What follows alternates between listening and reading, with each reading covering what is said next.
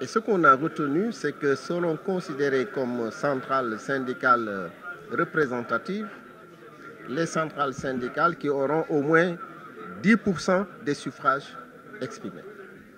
Ça veut dire que ce sont ces centrales syndicales qui seront les partenaires de l'État, qui siégeront dans les conseils d'administration de l'IPRES, de la Caisse de sécurité sociale, qui représenteront les travailleurs au Conseil économique, social et environnemental, qui représenteront les travailleurs dans les institutions sous-régionales, de la CEDEAO, au niveau de l'Union africaine, qui représenteront les travailleurs au Bureau international du travail, qui seront les partenaires de l'État, qui négocieront avec l'État, qui seront dans les comités de suivi avec l'État en ce qui concerne l'expression. Bref, ce sont des élections importantes qui nous permettront de savoir quelles sont les centrales syndicales les plus représentatives. L'État ayant décidé de les accompagner parce que le président a même décidé de leur accorder chaque année une subvention de 600 millions pour les accompagner, pour que nous ayons des partenaires très forts dans ce secteur. Depuis qu'on a commencé le processus, nous avons travaillé avec les organisations d'employeurs qui se sont toujours rendues disponibles pour nous accompagner dans ce dispositif. Ça n'existe pas dans les premières élections.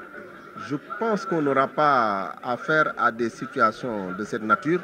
Peut-être qu'il existera maintenant des cas de contentieux, mais il est prévu dans l'arrêté des périodes pour régler ces contentieux. Parce que l'arrêté ne prévoit pas tous les détails ni toutes les situations qui peuvent naître. Mais pour le moment, les partenaires sociaux jouent tous leur rôle. Et je pense que les inquiétudes qui ont été formulées, je pense que dans la mise en œuvre, on ne sera pas confronté à ce type d'exercice.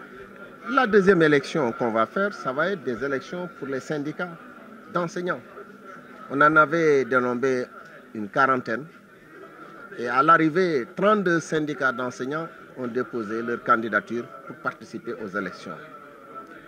Là aussi, on a fixé des critères pour déterminer les syndicats sectoriels dans le secteur de l'éducation et de la formation qui vont être les interlocuteurs de l'État, qui vont représenter les enseignants dans toutes les structures mises en place, aussi bien pour discuter, pour négocier au niveau du ministère de la fonction publique, pour travailler sur les questions qui vont dans le sens de la prise en charge de ces préoccupations, pour participer aux commissions qui seront mises par le ministère de l'Éducation nationale en ce qui concerne les avancements, les titularisations, les nominations. Bref, on va déterminer nos partenaires, les partenaires de l'État dans le secteur de l'éducation et de la formation.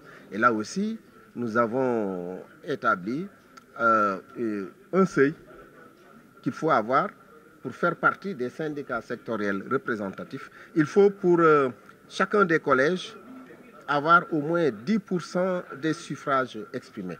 Parce que nous avons prévu 3 collèges. Un premier collège qui va regrouper l'enseignement préscolaire et l'enseignement élémentaire. Un deuxième collège qui va regrouper l'enseignement secondaire général, la formation professionnelle. Et un troisième collège qui va regrouper les corps de contrôle. Au niveau de chacun des collèges, il faut avoir 10%. 10%, c'est une norme minimale dans beaucoup de pays, au Bénin, au Burkina Faso. Ce pourcentage est déjà dépassé, mais je pense que c'est une norme minimale qui va nous permettre d'avoir des représentants forts. Bien sûr, les syndicats qui n'auront pas atteint ce seuil ne seront pas dissous, mais ce ne seront pas les partenaires de l'État dans les différents processus mis en œuvre, parce que nous l'avons accepté ensemble, partagé au niveau international, validé au niveau du Bureau international du BIT, qui demande aux États d'organiser des élections de représentativité et d'en tirer les conséquences.